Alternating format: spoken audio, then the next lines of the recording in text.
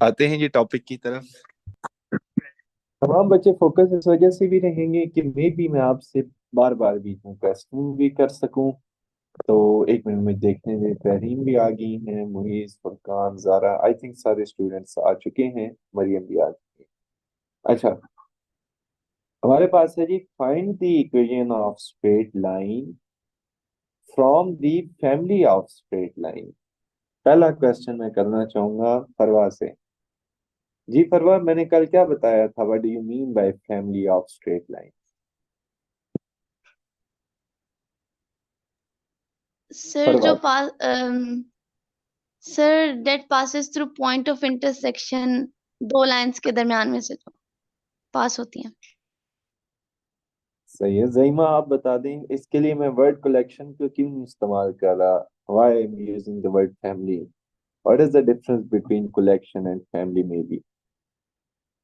Sir इसमें family का word इसलिए यूज किया क्योंकि एक ही पॉइंट से इनफिनिट मैनी लाइंस गुजर रही हैं। मतलब इनका, इन लाइंस का ना आपस में कोई ताल्लुक होगा। अगर मैं वर्डिंग यूज कर दूं ना, कलेक्शन ऑफ द लाइंस, तो it means they are independent, they have no concern with each other. But when I say family of straight lines, तो it means they have a relation, and what is the relation, कि वो एक point से गुजरती।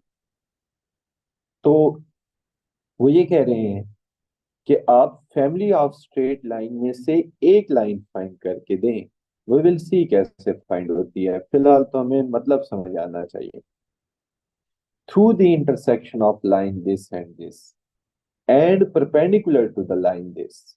तो मैं चाहूंगा कि ये आपको ना ग्राफ ड्रॉ कराओ, क्योंकि जब तक हम ग्राफ नहीं ना इसका ड्रॉ कर लेते हैं, हम इस क्वेश्चन को अंडरस्टैंड ही नहीं कर सकते। तो ग्राफ ड्रॉ करके अंडरस्टैंड करेंगे और देन आगे इसको हम सॉल्व करेंगे। सॉल्व करना डेफिनेटली आसान होगा। फिलहाल के लिए हम फोकस इस चीज पे हैं कि पहले हमें इसका पूरा ग्राफिकली मतलब समझ आ रही है। तो मैं आप लोगों को ना इस को ड्रॉ करके देता हूँ। जी तेरी आप भी हैं क्लास में? Yes sir. ये मैं जानबूझ के बीच में से पूछ रहा होता हूँ आप लोगों से बार बार, ताकि पता लगे कि तू बच्चा क्लास ये ना हो कनेक्ट करके निकला हो। 4y -5 = 0। ये बच्चों दो लाइंस हैं, और ये दो लाइंस इस पॉइंट ऑफ इंटरसेक्शन पे कट करेंगे यहाँ पे। ठीक है बच्चों, ये बात आपको क्लियर हो रही है? बताइएगा। Yes sir. Yes sir. Yes sir.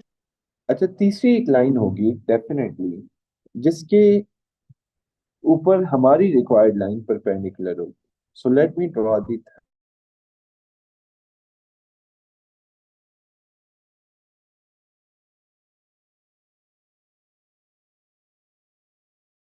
कि इस पॉइंट ऑफ इंटरसेक्शन, ये जो इन दोनों लाइंस का पॉइंट ऑफ इंटरसेक्शन है, इससे एक ऐसी स्ट्रेट लाइन निकालनी है। यूं, अब इसमें से इन्फिनिट मैनी स्ट्रेट लाइंस निकल सकती हैं, यू कैन सी ना, इन्फिनिट मैनी स्ट्रेट लाइन निकल सकती हैं इसमें से। एक लाइन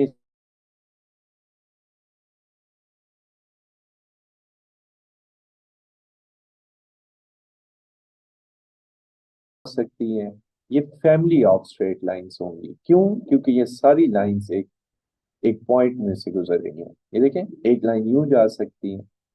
हमने ना इन तमाम लाइन में से पता है लाइन फाइंड कौन सी करनी है, जो इस ग्रीन लाइन के ऊपर परपेंडिकुलर भी है। तो हम करेंगे यूं कि फर्ज करें कि यहाँ से एक लाइन आ रही है जो इन दोनों के पॉइंट ऑफ इंटरसेक्शन से गुजर रही है, और इस ग्रीन लाइन के ऊपर परपेंडिकुलर भी है। तो ऐसी डेफिनेटली एक लाइन एग्जिस्ट करेगी। अब ये इन्फिनिट मैनी लाइन नहीं होगी। आप लोगों को ये बात क्लियर हो रहा है बच्चों? बता दें, yes yes yes sir. Sir. इस यस लाइन सर। का रिक्वायर्ड लाइन, ये हमारी रिक्वायर्ड लाइन है। देखिए, इन्फिनिट मैनी हो सकती थी अगर मैं ये ग्रीन लाइन वाली कंडीशन हटा दूं। मैंने कल आपको बताया था ना कि किसी भी पॉइंट में से इन्फिनिट मैनी लाइंस गुजारी जा सकती हैं, और वो जो इन्फिनिट मैनी लाइंस होंगी ना, उनको हम फैमिली ऑफ द लाइंस कहेंगे। उन फैमिली ऑफ द लाइंस में से हमने एक लाइन चूज करनी होगी, और उसके लिए ना हमें वो एक एक्स्ट्रा कंडीशन साथ दिया करेंगे। तो इस दफा उन्होंने ये कहा है कि आपकी जो रिक्वायर्ड लाइन है वो इस ग्रीन लाइन के ऊपर परपेंडिकुलर होनी चाहिए। तो इसके बारे में मैं लिख देता हूं कि this was your given line, जिसके ऊपर हमारी रिक्वायर्ड लाइन परपेंडिकुलर है। और पता है इसकी इक्वेशन क्या है बच्चों? इसकी इक्वेशन है 6x minus 7y minus 18 is equal to 0। ये हमारा क्वेश्चन परफेक्ट ग्राफ ड्रा हो चुका। मैं आपका ना ये वाला ग्राफ यहाँ से सॉल्यूशन की तरफ लेके जाता हूँ और देन हम इस क्वेश्चन को स्टार्ट करते हैं कि ये क्वेश्चन सॉल्व कैसे होगा। आई टोल्ड यू ना कि जब आपको इसका ग्राफिकली कॉन्सेप्ट समझ आ गया ना, फिर तो वर्किंग इतनी मुश्किल नहीं है। बट मेक श्योर कि आपको ये चीज समझ आ गई है। तमाम बच्चों को समझ आ गई है ये चीज? Yes, Yes, sir. sir. Yes. They could be infinite many lines, but वो एक कंडीशन ऐड करने से ना वो अब इन्फिनिट मेनी नहीं रही, वो क्या हो गई है, वो एक लाइन बन गई है। और हम अब उस एक लाइन को फाइंड करने के लिए वर्किंग करने जा रहे हैं।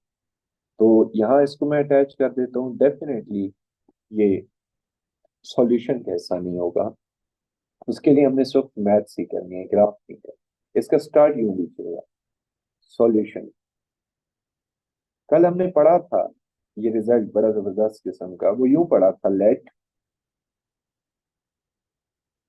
The line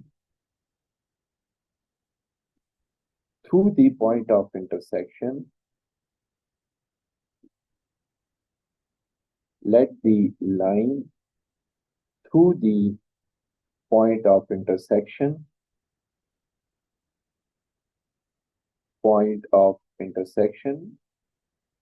of given lines। आपको कल कोई बच्चा बता सकता है कि इसका क्या फॉर्मूला था? Anyone of you? तहरीम, शीज, देन मुईज, देन ज़ईमा, क्या नाम है, फुरकान आपका। कल मैंने आपको एक फॉर्मूला बताया था, let the line to the point of intersection of two given lines. क्या फॉर्मूला था उसका? Anyone? X1 Ax plus plus by B1 plus C plus lambda multiplied whole with second line.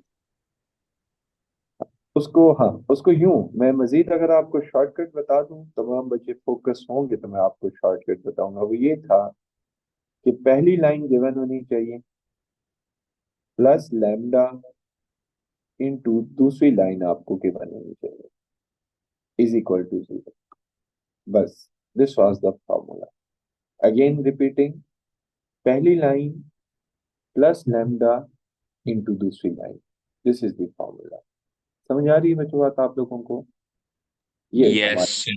Yes, sir. तो जो हमने formula मुश्किल सा थोड़ा लिखा था ना, a1 plus b1y plus c1 plus lambda into a2x plus b2y plus c2 is equal to 0। Basically उसको मैंने लाइन 1 और लाइन 2 के साथ रिप्लेस कर दिया। अब हमारा पता है टारगेट एक ही होना चाहिए कि what is the value of lambda. आपको नहीं लगता कि लैम्डा की इन्फिनिट मैनी वैल्यूज हो सकती हैं? लेकिन जो वैल्यू हमारी इस कंडीशन को पूरा कर रही होगी ना, वो हमने फाइंड करनी है वैल्यू, और उसके लिए अब मैं वर्किंग कर रहा हूँ। मेक श्योर कि हमारी जो रिक्वायर्ड लाइन है वो इस गिवन लाइन के ऊपर परपेंडिकुलर होनी चाहिए। सही है? तो वो बात मैं मेक श्योर करूंगा। पहले मैं जरा ना line 1 plus lambda into line 2 लिख दूं, तो जरा देखिएगा कैसे होगा ये। This is your line 1 which is given plus lambda into line 2। ये हमारी बच्चों रिक्वायर्ड लाइन आ गई, जो कि कहां से गुजरेगी? Point of intersection of given two lines. Point of intersection of given two lines. अभी हमने ना इसको इस ग्रीन लाइन के ऊपर परपेंडिकुलर नहीं किया, वो अभी मैं करने जा रहा हूं। अगर ये रिक्वायर्ड लाइन है तो काइंडली इसके जरा एक्स वेरिएबल, वाई वेरिएबल और कॉन्स्टेंट्स को एक जगह इकट्ठा कर दें। तो x को मैं ना कॉमन ले रहा हूँ, x को कॉमन ले लिया तो ये आ जाएगा 2 प्लस 3 लैम्डा। जरा ना y को कॉमन ले लेते हैं, तो वो हो जाएगा 4 लैम्डा माइनस 3। और फिर ना हम जरा कांस्टेंट को लिख देते हैं, so 4 minus 5 lambda is equal to 0। मैं ना इस रिक्वायर्ड लाइन की स्लोप फाइंड करूंगा, गिवन लाइन की स्लोप फाइंड करूंगा, और दोनों की प्रोडक्ट को -1 कर दूंगा। मैं पूछना चाहूंगा जरा आपसे, क्या रीजन है इसकी कि मैं रिक्वायर्ड लाइन की स्लोप और गिवन लाइन की स्लोप और दोनों की प्रोडक्ट को -1 क्यों कर रहा हूँ? What is the logic, what is the reason? Sir वो दोनों परपेंडिकुलर लाइंस है ना। हाँ, वो दोनों परपेंडिकुलर हैं। और फुरकान, मैं आपसे पूछूंगा, आवाज आ रही है मेरी? हेलो सर आवाज आ रही है। जी फुरकान, मुझे बताइएगा क्या बात है, ये परपेंडिकुलर का -1 के साथ क्या रिलेशन है? What is the relation? Sir दोनों स्लोप्स का प्रोडक्ट -1 के इक्वल आता है। हाँ, whenever the lines are, ज़ीमा ये बात रिपीट कीजिएगा, ये जो स्टेटमेंट मैं बोलने लगा था अभी। सर ये जो अभी स्टूडेंट ने रिपीट किया, नहीं, ये बोल जो किया, whenever the lines are perpendicular, their product is equal to -1. हाँ, the product of their slope is equal to -1। और फलवा मुझे ये बता दें कि how to find out the slope from the given line?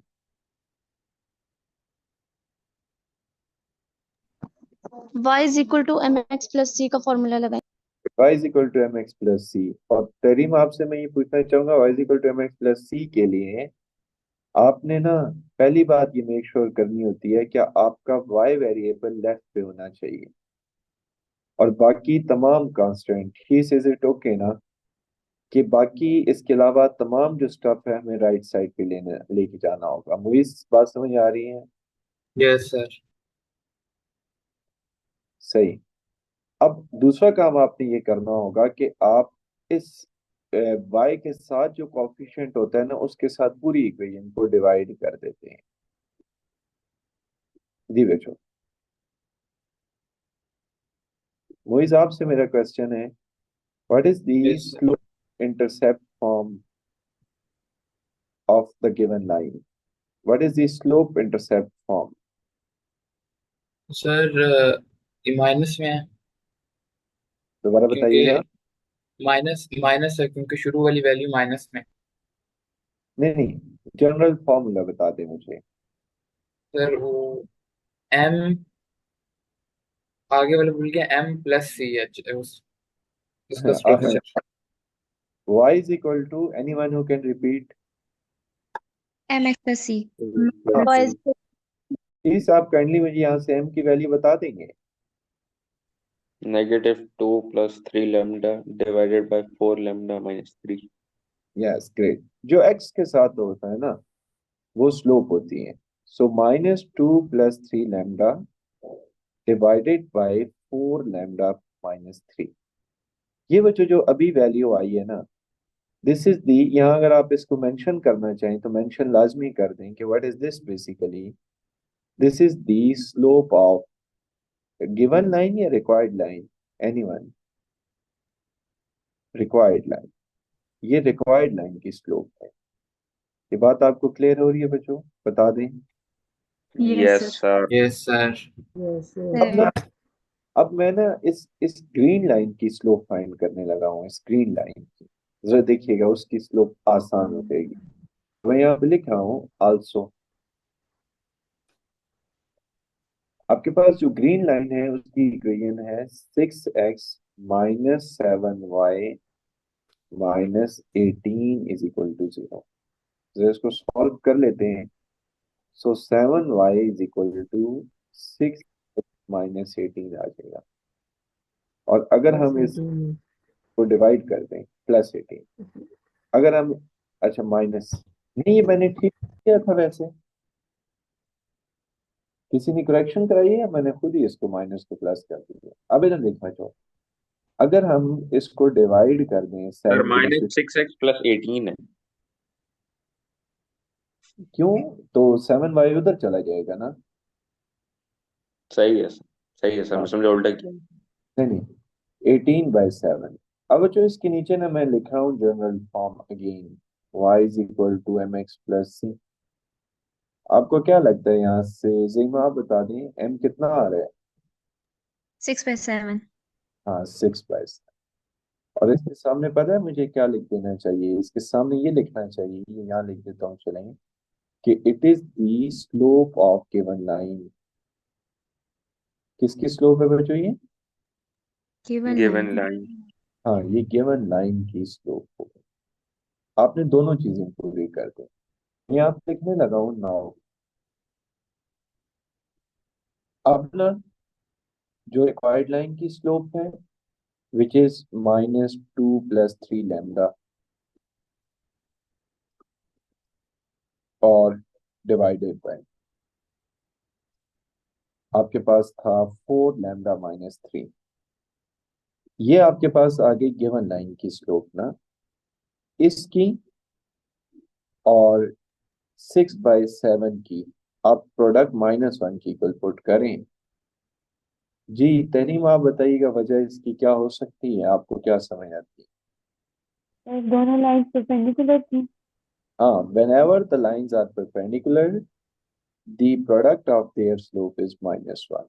अब मैंने इनको क्रॉस में मल्टीप्लाई भी कर रहा हूँ, सो काइंडली थोड़ा सा मल्टीप्लाई पे फोकस कीजिएगा क्योंकि अक्सर मुझसे यहाँ गलती भी हो जाती है बार दफा।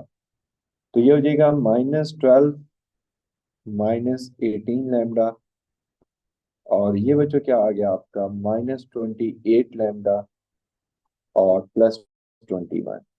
जी जरा बताइएगा कि ये उधर चला जाएगा आई थिंक, तो ये हो जाएगा -10 लैम्डा। ऐसा है कि नहीं है? -10 बनेगा -20 बनेगा, -10 लैम्डा और ये आपका लेफ्ट साइड पे आने वाला है, तो ये हो जाएगा -12 और -21। कितना होता है -12 और -21? -9 माइनस 9 माइनस -33। -30 33 है सर। -33। तो ये एट द एंड ना 33/10 हो जाएगा। This is the value of lambda out of the infinite many values we found the values जिसकी वजह से हमारी लाइन परपेंडिकुलर बन जाएगी गिवन ग्रीन लाइन की, जो ग्रीन लाइन हमने ड्रॉ की हुई है। ये बात आपको क्लियर हो रही है बच्चों? यस मैं सर। Yes yes sir. मैं इसको पुट करने जा रहा हूँ। लेट मी पुट ना, मैं इसको पुट करने जा रहा हूँ in equation number 1। So now मेरा पता है क्वेश्चन बच्चों क्या बनेगा अगर मैंने इक्वेशन नंबर 1 में पुट किया, तो ये बन जाएगा 2x -3y and +4 +33/10 into 3x +4y -5 is equal to 0। अब जब आप 10 को मल्टीप्लाई कर दें तो ये हो जाएगा 20x -30y +14 प्लस बच्चों कितना हो जाएगा? Anyone? 99। 99। Yes, +4 3 time 12 4 3 time 12 132y -15 and 15 116 165 is equal to. जी बच्चों बात क्लियर हो रही है? अब जरा इसको अगर आप मैनेज करें तो ये बन जाएगा 20 + 99, तो आपका आंसर आ जाएगा 119x। अच्छा, और y अगर मैं कर रहा हूं तो 132 - 30, योर आंसर इज 102y। आगे बता दें बच्चों क्या आएगा आंसर आपका? -125। में से 40 माइनस करेंगे तो 125। ये बच्चों आपकी लाइन जरा ड्रॉ करके एक दफा देख लें, अगर हमने वैल्यूज ठीक की होंगी तो डेफिनेटली परपेंडिकुलर आएगी। ये जरा 1 मिनट के लिए इक्वेशन याद करें। मैं डस्पास में जब जाता हूँ ना तो ये व्यू मुझे नहीं आ रहा होता। जी बच्चों ये जरा काइंडली इक्वेशन दिखाएं जो अभी मैंने आपको बताई है। 119x प्लस 120y नहीं था नहीं सर, माइनस 102 है। 102।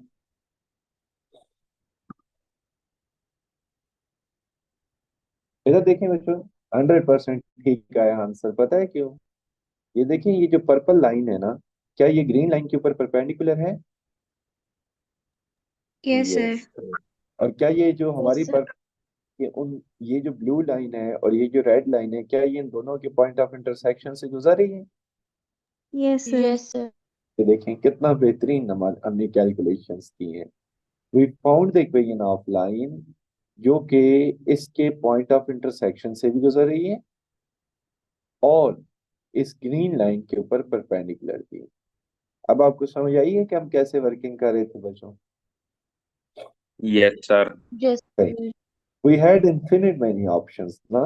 दो लाइंस के पॉइंट ऑफ इंटरसेक्शन से तो इन्फिनिट मैनी लाइंस गुजार सकते हैं, बट हमें फिलहाल सिर्फ एक ऐसी लाइन चाहिए थी जो इस ग्रीन लाइन के ऊपर परपेंडिकुलर आती, और 100% हमने वो लाइन फाइंड की है। सो आप मेरा शुक्रिया बाद में अदा कर दीजिएगा, ठीक है? क्लियर होगी ओके बच्चों सर। को? Yes sir. This was a very very important long question, बहुत इंपॉर्टेंट लॉन्ग क्वेश्चन। मतलब मैं कहूंगा, लेकिन इसके अंदर कितना कॉन्सेप्ट यूज हुआ है मैं आपको बताऊं। y is equal to m x plus c भी यूज हो गया। अच्छा, पॉइंट ऑफ इंटरसेक्शन का कॉन्सेप्ट भी यूज हो गया। दो लाइंस को की स्लोप -1 की इक्वल भी पुट करना यूज हो गया। तो इसके अंदर काफी ज्यादा चीजें हैं। आप लोग जरा एक बात देखिएगा, मैंने आपको ना पार्ट ए कराया है, आप जरा पार्ट डी पढ़ें। this line and this line and it is perpendicular to this line. Don't you think कि part number A और part number D 100% सेम होंगे? Yes sir. यस सही। क्वेश्चन नंबर इसी का पार्ट सी है। They said this line and it is parallel to this line.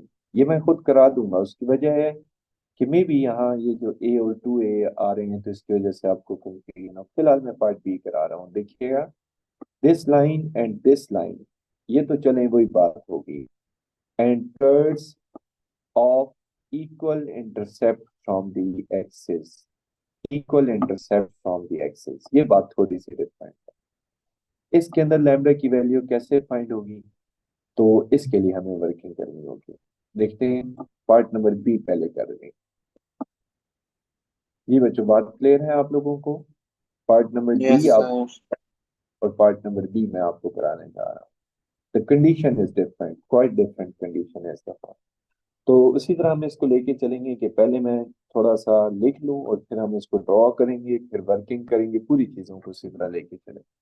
देखिएगा, part number B का solution कैसे स्टार्ट होना चाहिए, आप मुझे तरीन बताएं कैसे स्टार्ट लेना चाहिए इस क्वेश्चन का।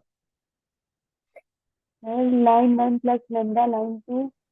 Late line 1 plus lambda line 2 is equal to 0 is the equation of line, equation of required line या line whatever which passes through the given two lines. जी फुरकान, आप क्लास में हैं? Yes, sir. Furqan, what do you mean by line 1 plus lambda line 2? Line 1 sir 3x minus 4y plus 1 is equals to 0. हाँ और हाँ, line 2 5x plus y minus 1 equals 0. सही होगी बात। अच्छा, इस मुझे ये बताएं कि ये जो हम लाइन 1 प्लस लैम्डा लाइन 2 लिख लेते हैं, इसके अंदर नेक्स्ट टारगेट हमारा क्या होता है?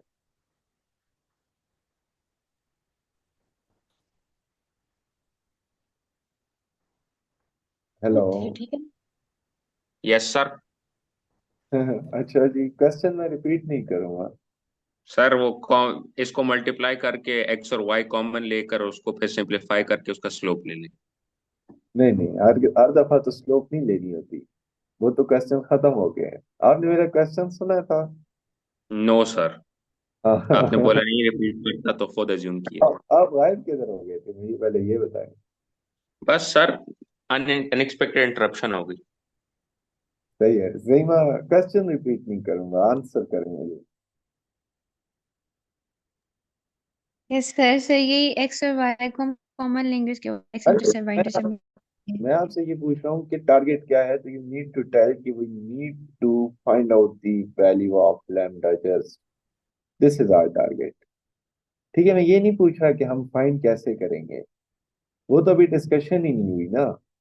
अभी मैं ये पूछ रहा हूँ कि टारगेट है क्या, lambda is our target, okay. Okay sir. और फरवा से मैं ये पूछता हूँ कि आपको क्या मतलब समझ आता है इस टू इंटरसेप्ट का।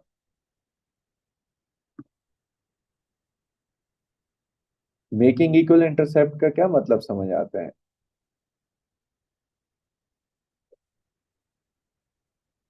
सर लैम्डा की वैल्यू मिल जाती है। नहीं मिल तो जाती है, मतलब समझ आएगा तो वैल्यू मिलेगी ना। हमें तो मतलब ही नहीं समझ आ रहा।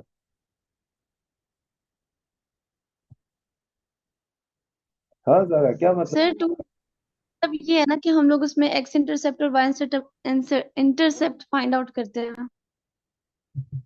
नहीं, इक्वल इंटरसेप्ट का क्या मतलब होगा, जरा आप बताएं। सर एक्स और वाई इंटरसेप्ट की वैल्यूज इक्वल होंगी, हाँ ये ये शायद बात वो रीजन से बात करेंगे। नहीं, इस यही मतलब ही यही जो भी आपने बताया, मैं आपको ड्रॉ करके बताऊंगा। देखिए देखिए बच्चों, ये आपके पास सिचुएशन है ना, ये दो लाइंस यूं कट करी हैं एक पॉइंट पे, यहाँ के, ठीक है। अब हमने ना इन दोनों के पॉइंट ऑफ इंटरसेक्शन से एक ऐसी लाइन निकालनी है जो कि एक्स एक्सिस और वाई एक्सिस को इक्वली कट करे। This is what you mean y equal intercept, making equal intercept. मैं आपको शो कर सकता हूँ। देखें, आप ना इन्फिनिट मैनी लाइंस गुजार सकते हैं, अगेन रिपीटिंग, इन्फिनिट मैनी इस पॉइंट ऑफ इंटरसेक्शन से। वो लाइन यहाँ भी हो सकती थी, वो लाइन यहाँ भी हो सकती थी, वो लाइन यहाँ भी हो सकती थी, वो लाइन यहाँ भी हो सकती थी, इन्फिनिट मैनी लाइंस। बट पता है हमारी रिक्वायरमेंट क्या है? पहली रिक्वायरमेंट तो वो बात डन है कि उसको इसके पॉइंट ऑफ इंटरसेक्शन से गुजरना चाहिए। सेकेंड रिक्वायरमेंट इज कि वो एक्स एक्सिस और वाई एक्सिस को इक्वल इंटरसेप्ट बनाए। Do you know what do you mean y equal intercept बच्चों? इक्वल इंटरसेप्ट का मतलब ये होगा कि एक्स एक्सिस की वैल्यू फर्ज करें यहाँ एक्सिस की वैल्यू आ रही है 0.2, मैं एज्यूम कर रहा हूँ ऐसा, तो यहाँ भी आपकी वैल्यू 0.2 ही आनी चाहिए। क्या आपको बात क्लियर हो रही है?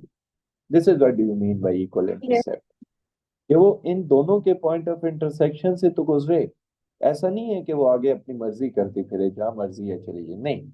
वी आर कंसर्न कि वो एक्स एक्सिस और वाई एक्सिस के साथ इक्वल इंटरसेप्ट बनाए। Do you know equal intercept का क्या मतलब है?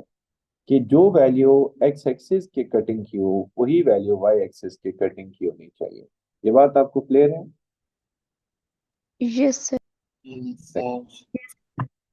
तो मैं आपके साथ ना इसका ग्राफ भी शेयर करता हूँ और उधर ही सॉल्यूशन पे, और फिर हम इसको स्टार्ट करते हैं।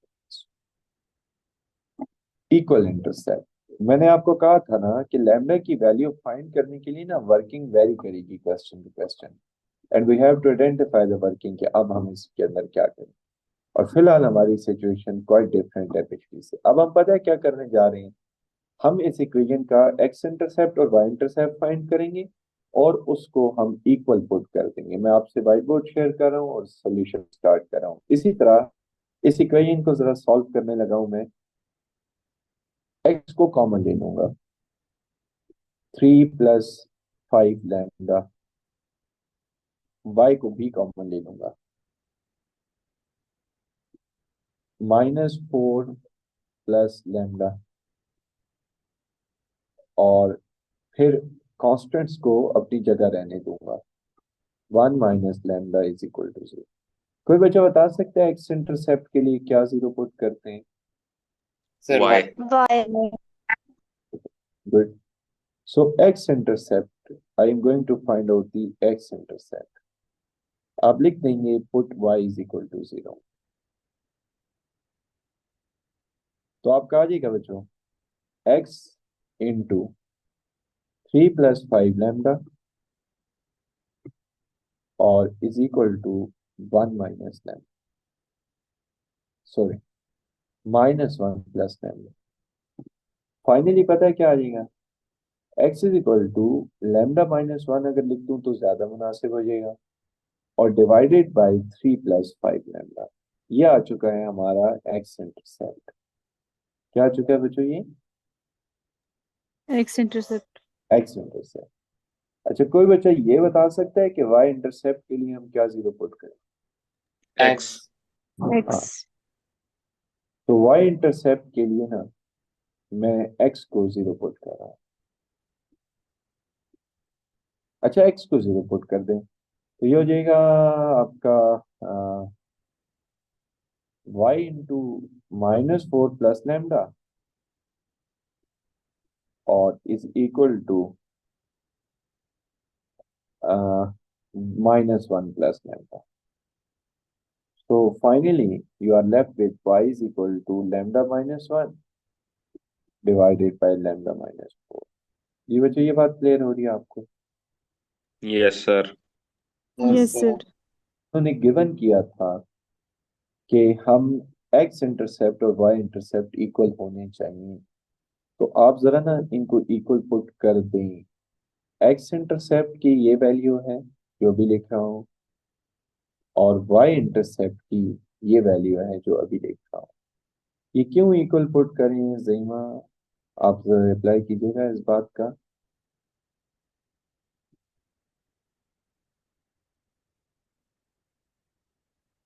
जी, आज ही रिप्लाई करना है।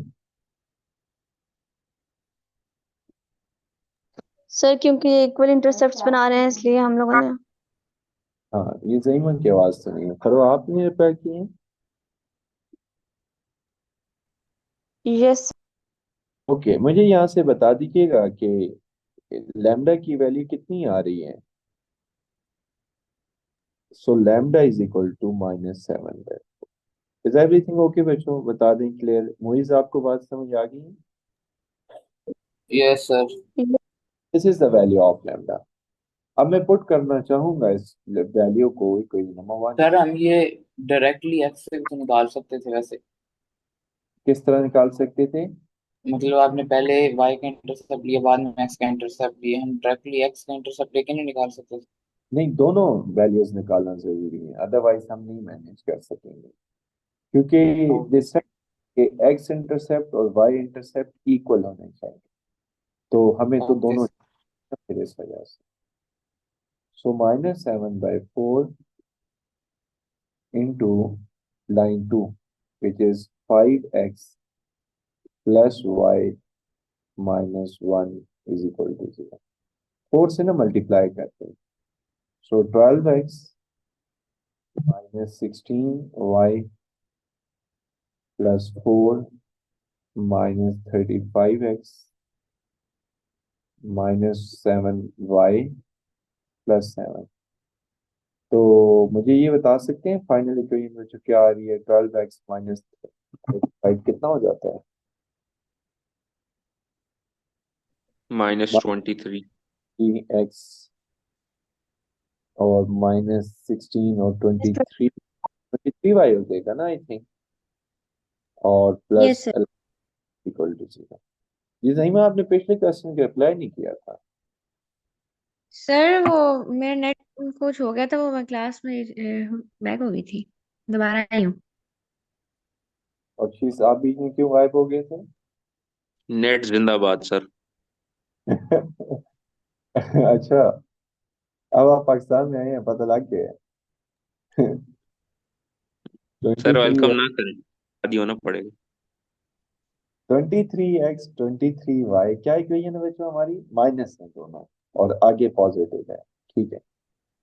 -23x -23y plus 11 is equal to 0। ये बच्चों आपकी लाइन है, लेकिन ये तो दूर चली गई है, इसका मतलब ये हमने कोई गलती की है, तो आपको गलती भी आइडेंटिफाई करनी पड़ेगी। ये तो पॉइंट ऑफ इंटरसेक्शन से नहीं गुजर रही। क्या लग रहा है गलती हमारी? किस चीज की गलती है? सर माइनस कॉमन ले लेना, नहीं नहीं, उससे उस तो तरह हाँ, ट्राई चेंज करना। माइनस कॉमन नहीं नहीं, चेंज हो उससे जाएंगे। नहीं, हरगिज नहीं। माइनस तो बैलेंस आउट कर रहा होता है चीजों को। सर चलो, एक दफा कॉमन लेके निकाल लें। नहीं वो तो मुझे पता जो है। ये देखें, मैं चले आपको बता ही देता हूँ, फिर वेरीफाई भी कर लेंगे। देखिए, मैंने माइनस कॉमन लिया ना, तो ये पॉजिटिव हो जाएगा, ये पॉजिटिव हो जाएगा, और ये नेगेटिव। सेम लाइन आएगी फिर भी। हाँ हाँ, सेम क्यों नहीं आई भाई? सर सेम आपने वेरिएबल नहीं डाला। हाँ वेरिएबल निकाला होगा ना। हाँ यहाँ एक्स आना चाहिए। ये देखें सेम लाइन आई है वही, क्योंकि माइनस कॉमन लेना तो बैलेंस आउट कर रहा होता है। वैसे को गलती देख लेते हैं अगर ऊपर ऊपर से नजर आती है, नहीं तो आप लोगों को टास्क दे दूंगा कि आप बैठ के गलती ढूंढें। नहीं नहीं सर ठीक है। नहीं नहीं ठीक नहीं है, ठहरिए। नहीं सर ठीक है, हमने क्लास में भी ऐसे ही किया था। यस नहीं सर।